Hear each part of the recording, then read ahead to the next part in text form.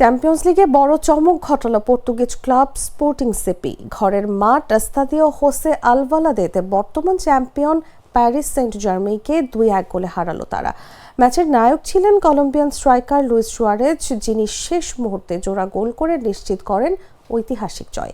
প্রথমার্ধে দাপট দেখালো পিএসজি, কিন্তু তাদের একাধিক গোল বাতিল হয় অফসাইড ও ফাউলের কারণে। ম্যাচের ৭৪তম মিনিটে স্পোর্টিংকে এগিয়ে দেন সুয়ারেজ। কিছুক্ষণ পর বদলি খোভিচা কাভারাৎস্কেলকি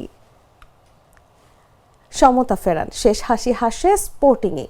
ম্যাচের শেষ মিনিটে ফ্রান্সিসকো ত্রিনকাওর শট গোলরক্ষক সামলাতে না পারায় সুয়ারেজ হেঁটে জয়সূচক গোল করেন। এই জয়ের ফলে স্পোর্টিং সিপি 13 পয়েন্ট নিয়ে পিএসজির সমান অবস্থানে পৌঁছেছে। লিগে 1 ম্যাচ বাকি থাকায় গোল ব্যবধানের কারণে তারা ষষ্ঠ স্থানে আছে, কিন্তু চ্যাম্পিয়ন্স লিগের গ্রুপে বড় দারুণ অবদান রাখল এই জয়।